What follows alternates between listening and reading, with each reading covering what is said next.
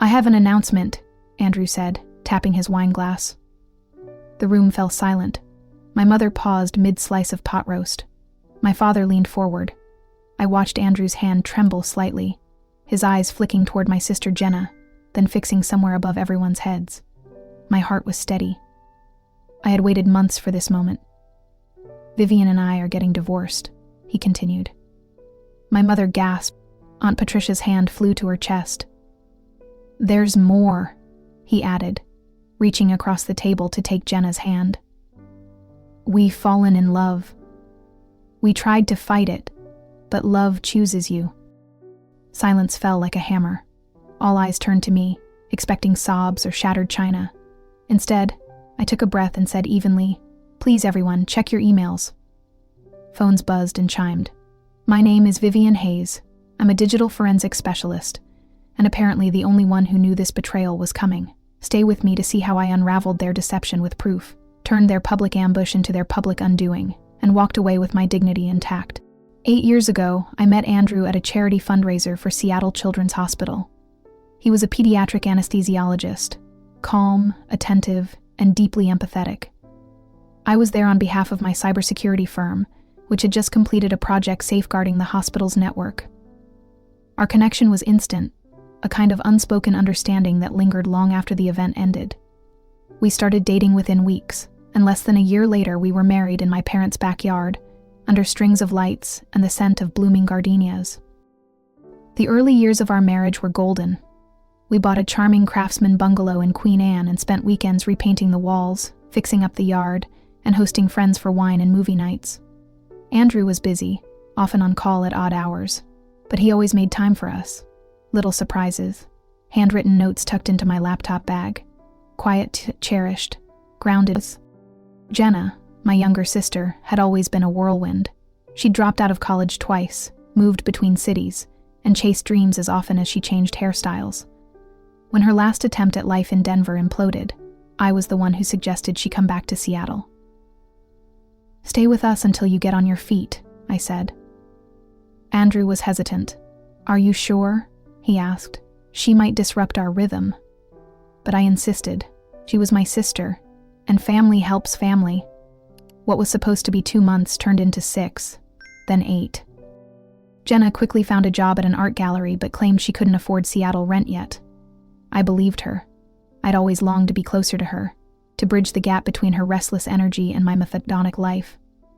At first, her presence filled our house with laughter and chaos in a way I found oddly comforting. Andrew and Jenna seemed to get along well, sharing jokes and stories that lit up family dinners. I took it as a sign of unity, a gift. But then, subtle shifts began to form. Andrew started working longer hours. Jenna's errands became day-long excursions. There were inside jokes I wasn't part of, and moments of awkward silence when I walked into a room. I noticed, but I didn't act. I attributed the changes to stress, Andrew's demanding schedule, Jenna's struggle to find stability. I reminded myself not to be paranoid. My friend Heather tried to warn me. During a lunch outing, she watched Jenna call Andrew for the 3rd time and said gently, "You're too trusting. I'd never let my sister get that close to my husband." I laughed. "She's just needy," I replied. "Besides, it's Andrew. He would never do something like that." I said it with conviction because I believed it. My profession demanded analytical thinking, patience, and precision. But in my personal life, I let trust guide me. Eventually, Jenna moved into her own apartment, but the closeness didn't fade. She still came over constantly. Movie nights, emergency requests for help, endless texts. If Andrew sometimes looked distant, I blamed work. If Jenna watched him too intently, I didn't realize it was already crumbling beneath me. It happened on an ordinary Tuesday evening. Andrew was at work, and I was home alone, planning to order takeout. His laptop was sitting on the kitchen counter, still open from that morning. I reached for it to place the order. His senior was logged in. His email was still logged in. I wasn't looking for anything. I wasn't suspicious.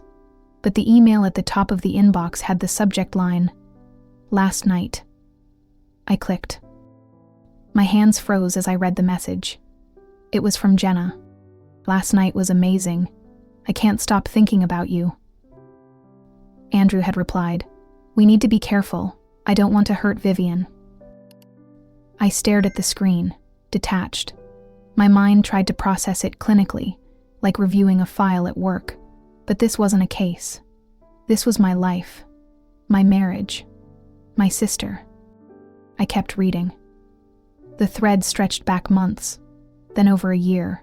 Flirtations, plans, memories. They talked about shared weekends, intimate moments, excuses they'd made. They reminisced about things that had happened under my roof while I was in the next room. My stomach turned. I didn't cry. I didn't scream. I closed the laptop, wiped the counter, and ordered Thai food. When Andrew came home, I watched him carefully. He looked tired, distracted. "Normal. Rough shift," he said. I nodded, "Glad you're home." From that moment, everything changed. I began documenting, slowly, quietly. I traced his calendar entries, coded with vague terms like consult or review. I matched them against hotel bookings on our credit card statements. I installed software to mirror data from his phone to a private drive. I monitored Jenna's social media for clues, tagged locations that lined up a little too perfectly. Each new piece of evidence felt like another hairline fracture through the version of my life I had clung to. A dinner reservation at a rooftop bistro he told me was a medical conference. A boutique hotel charge on the night I'd flown out to a cybersecurity summit. Messages between Jenna and Andrew, mocking my long work hours and discussing how oblivious I was. It wasn't just an affair. It was arrogance, carelessness, as though they never believed I'd see the truth. Or worse, didn't care if I did. The timeline grew longer. This had been going on for over 2 years. 2 years of lies. 2 years of shared glances, half-truths, and gaslit denials. 2 years of betrayal hiding behind my sister's smile and my husband's gentle touch. They hadn't just broken my trust, they had rewritten history. Every memory, every shared joke, every moment I thought was real, now tinged with deception. But instead of crumbling, I focused. My training kicked in. Methodical, objective, document everything. They thought I was asleep. They thought I was blind, but I was watching. I dove into my investigation with the precision and control I used every day at work. Digital forensics was second nature to me.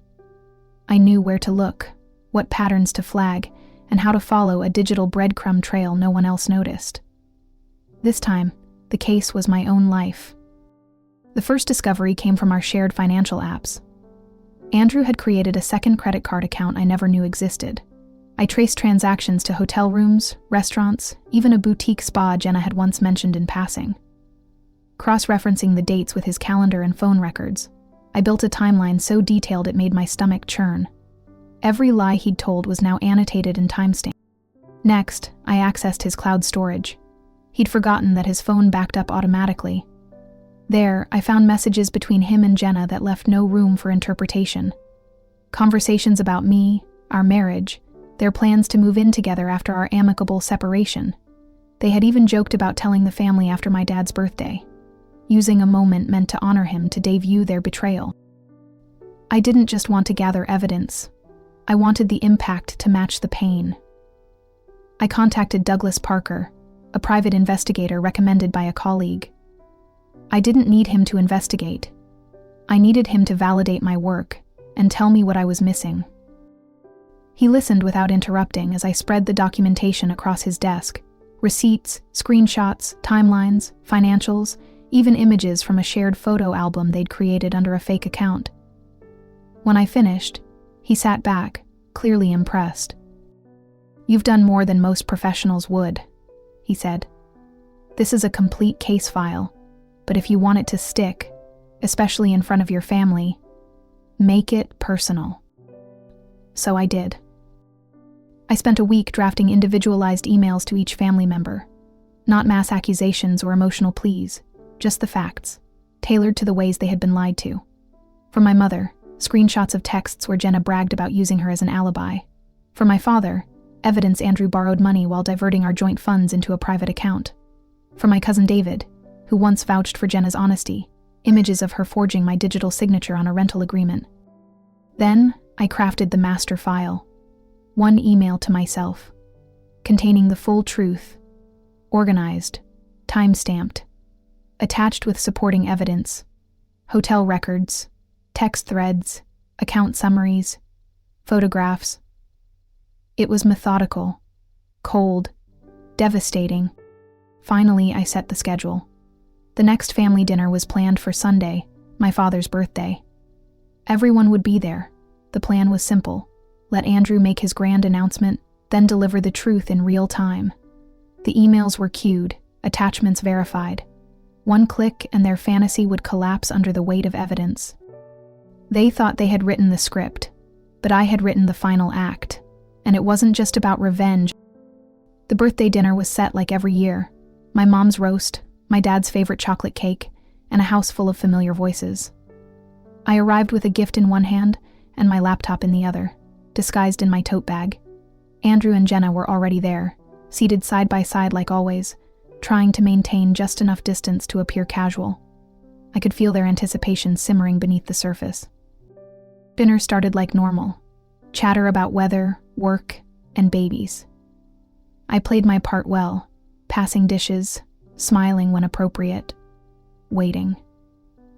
The moment came when dessert hit the table. Andrew tapped his wineglass with a spoon and stood, trying to look solemn but confident. "I have an announcement to make," he began. "Vivien and I are getting divorced."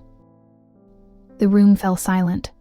I watched my mom's fork freeze halfway to her mouth, my dad's brow crease, but Andrew wasn't done. "There's more.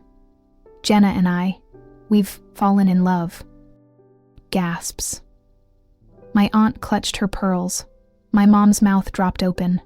My father looked from Andrew to Jenna, then to me, clearly waiting for my reaction. Instead, I reached calmly into my bag and pulled out my laptop. "Please," I said, opening the screen. "Everyone check your emails." I waited for the scheduled delivery. Nothing happened. My heart dropped. A flashing notification popped up descriptively. "Delivery failed. Server outage." I blinked, registering the failure, then refocused. I still had the files, still had the plan, just needed to act. Under the table, I navigated to the master file and manually sent the emails, one by one. My pulse was steady, my breathing even. I looked up, meeting Andrew's eyes, just as the first phone chimed. "What emails?" he asked, a flicker of panic breaking through his smooth mask. "Let's some documentation," I said evenly. "A few things everyone should see before they decide how they feel about your big announcement." Phones buzzed around the table. One by one, heads dropped to screens. My cousin David's eyes widened. My mother's hand flew to her mouth. My father's face turned a shade darker. Jenna stared at her phone like it was a snake. "What is this?" she hissed. I didn't answer. "You have no right. These are private," Andrew barked. "They're about me," I said, calmly sipping water. "About how to lie to me, gaslight me, steal from me. I'd say I have every right." Andrew grabbed his phone, frantically scrolling. Jenna's expression shifted from rage to pure fear. "This isn't what it looks like," Andrew insisted. "Vivien's twisting things." "Stop talking," my father interrupted. "My daughter is a forensics expert. She doesn't twist facts. She documents them." David held up his phone.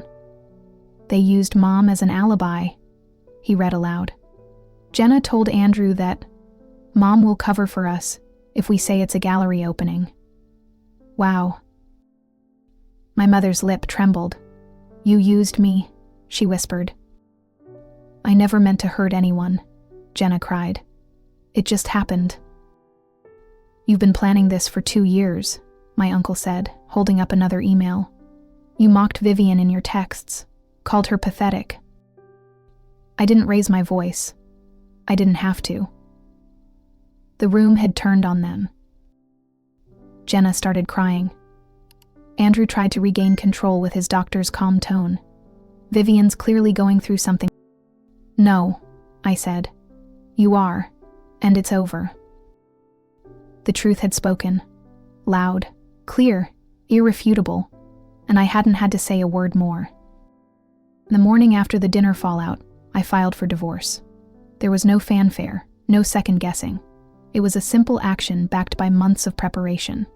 What followed, however, was anything but simple. Within days, Andrew launched his counteroffensive. He filed a petition claiming marital misconduct on my part. The basis? A fabricated affair with a male colleague named David, someone I'd worked with for 5 years. He attached doctored emails and manipulated screenshots of text messages that looked, to the untrained eye, flirtatious. According to him, I had emotionally checked out of the marriage long ago and was seeking comfort in someone else's arms. He wasn't trying to win. He was trying to confuse the narrative, muddy the waters. But unlike him, I didn't rely on fiction.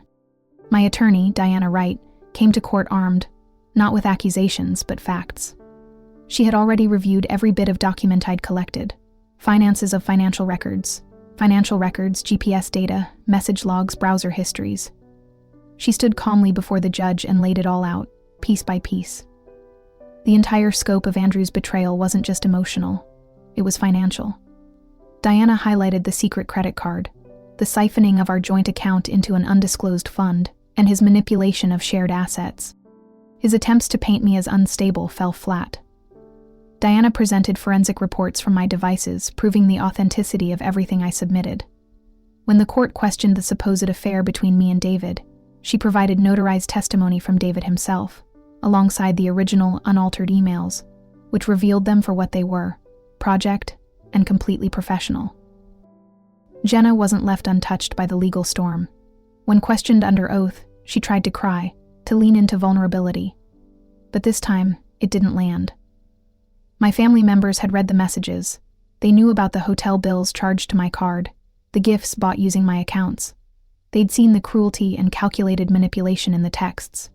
My cousin David, the same one who had muttered, "Holy shit," during the family dinner, gave a statement to the court confirming he had seen both Jenna and Andrew lie in real time to multiple people at that event. Andrew tried to maintain composure. He wore his white coat confidence like armor, but it cracked every time Diana dropped another piece of evidence into the record. A receipt for a hotel on a night he'd claimed to be in surgery. A thread of messages discussing my mother's dinner plans used to create an alibi for their date. Financial spreadsheets showing large unexplained withdrawals, followed by luxury purchases in Jenna's name. By the second court session, the judge was no longer hiding his frustration. "Dr. Hayes," he said sternly, "you're not just being accused of infidelity. You're being proven to have participated in financial deception, emotional coercion, and targeted gaslighting. This is not a matter of," she said, "this is a matter of facts versus fiction. And the facts are not in your favor." Andrew's attorney looked visibly defeated. Jenna remained silent, staring at the floor. At one point, she tried to approach me in the hallway, reaching out to say, she didn't mean for any of this to happen. I stepped back and looked her dead in the eyes. "You meant all of it," I said. "You just didn't mean to get caught." The final ruling was swift. I retained full rights to the house, my car, and all joint accounts. The judge awarded me 100% of marital assets not proven to be directly contributed by Andrew, because of the financial manipulation and breach of fiduciary trust. The court recognized his misconduct as substantial and damaging. There would be no alimony, no shared custody of anything, no children, no pets, no property, nothing. Socially, the shift was even more powerful.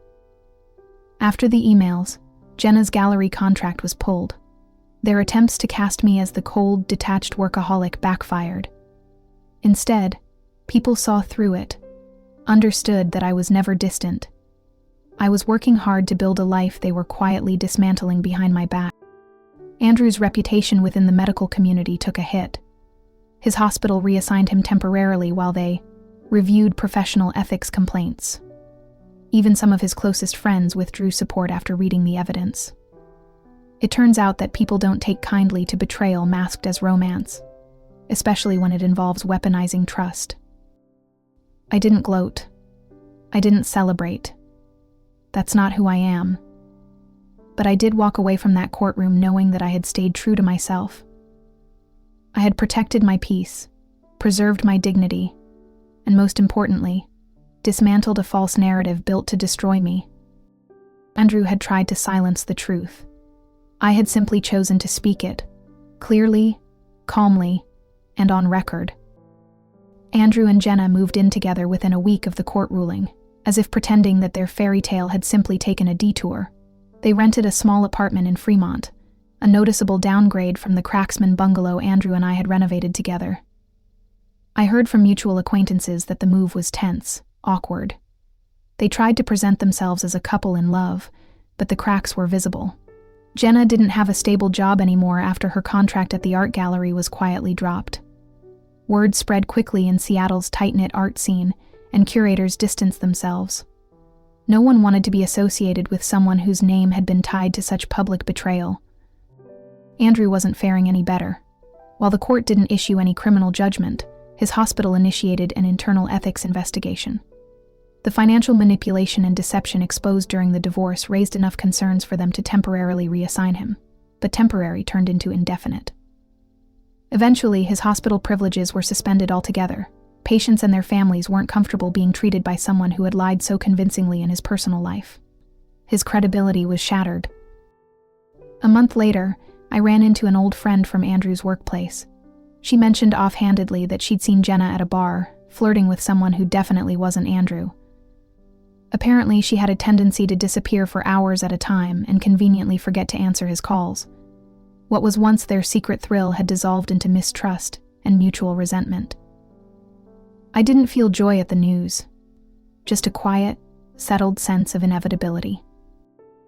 The fantasy Andrew and Jenna had built on deception wasn't strong enough to weather real life. The affair had been their escape, their rebellion, but when the stolen moments became shared routines, when passion had to coexist with rent, groceries, and the cold light of truth, everything collapsed. They became a story people whispered about at events, a cautionary tale. A brief spark turned toxic, unraveling just as quickly as it had formed. I didn't see either of them again. I blocked their numbers, deleted their emails, and let my attorney handle any lingering logistics. The house remained mine. The memories etched into its walls were no longer painful. They had transformed. Every repaired floorboard, every painted wall, now reminded me not of Andrew, but of my resilience. One morning, I sat down at my desk and opened the folder labeled K-17 Hayes. It was the file I had built over nearly a year. Every message, photo, location tag, and financial record neatly cataloged and dated. I scrolled through it slowly, reliving the process. Not the betrayal itself, but the way I had handled it. Calmly, intelligently, without surrendering to chaos or rage. And then, with a single keystroke, I deleted the entire folder. There was no anger left in me, no unfinished business. Just space. Space for something new, unburdened by the weight of their choices. I didn't need to see karma catch up to them in slow motion. I didn't need to hear more rumors about how miserable they'd become. The fact that I had chosen peace, that was enough.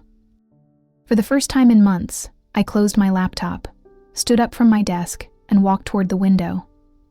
The sky was clear over Puget Sound, the kind of clarity I hadn't realized I'd been craving until it was finally mine. No shadows, no lies, just a quiet, steady light. Vivien's new apartment overlooked Puget Sound, a glass and steel high-story with floor-to-ceiling windows that bathed her living room in soft morning light. It was sleek, minimal, and completely hers.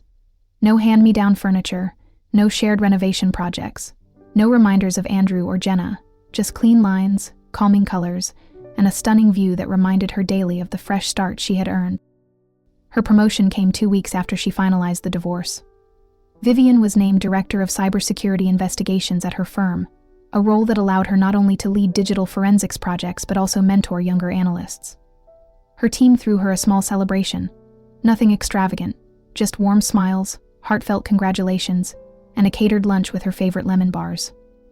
It was the kind of quiet acknowledgement she appreciated most. She wasn't being praised for surviving. She was being recognized for excelling. What began as private healing soon grew into public purpose. A women's organization invited her to speak at a local conference on digital abuse and covert manipulation. At first, she hesitated. Then she remembered how alone she had felt when she uncovered Andrew's betrayal. How much she would have valued someone explaining not just what to feel, but what to do. She stepped onto that stage with a quiet confidence and delivered a talk titled, "When Betrayal is Data, Using Digital Evidence to Take Back Your Power." Her inbox flooded with messages afterward. Women shared their stories. Some thanked her for validating their suspicions. Others asked how to begin their own documentation process. Vivien didn't become a guru. She didn't brand herself or seek viral fame. But she became a quiet force in a growing movement of women who refused to be blindsided, who armed themselves not with rage, but with truth. She worked with nonprofits, ran workshops on digital safety, and started a small podcast that blended her expertise with real-life advice. Her voice was calm, never vengeful. Her message was simple. Betrayal doesn't have to end. It can teach you how to begin again. Months after the fallout, her mother invited her over for tea. It was just the two of them, in the kitchen, steam rising from mismatched mugs. Her mother reached across the table and took Vivien's hand, eyes filled with regret. "I'm sorry I didn't see it sooner," she said softly. "I wanted to believe you." Vivien squeezed her hand. "It's okay, Mom. You do now," and she did. The whole family did. Holidays were different, quieter without Andrew and Jenna, but warmer, more honest. Her father beamed with pride whenever Vivien entered a room. Her cousins told her they admired her strength. Vivien was no longer the woman whose sister stole her husband. That label had faded. Now, she was something else entirely. A woman who faced the collapse of her life with grace, rebuilt it with determination, and used her pain not as a wall, but as a platform. She hadn't just survived the story. She had rewritten it. The late evening sun spilled gold across Vivien's balcony as she wrapped her hands around a warm cup of jasmine tea. The air was still, save for the soft hum of the city far below and the occasional cry of gulls gliding over Puget Sound. This quiet moment of reflection, far removed from chaos, confrontation, or pain. She leaned back in her chair, breathing deeply, letting the scent of tea and ocean air fill her lungs. Her phone buzzed beside her. A single notification. She picked it up and saw the subject line, "Jenna," no other words on the preview, just that. Vivien stared at the message for a long moment. There was a time when she would have craved this, an apology, an explanation, any acknowledgement that what they did was wrong.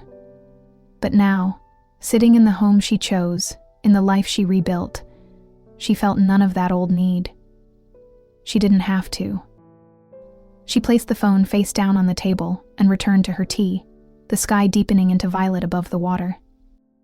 Sometimes justice isn't served in a courtroom or in a heated confrontation. It doesn't come with shouting or a grand takedown. Sometimes it arrives quietly, in the calm of knowing you were right, in the power of walking away without bitterness, in truth, in peace, and in the unshakable strength of a woman who refused to be rewritten.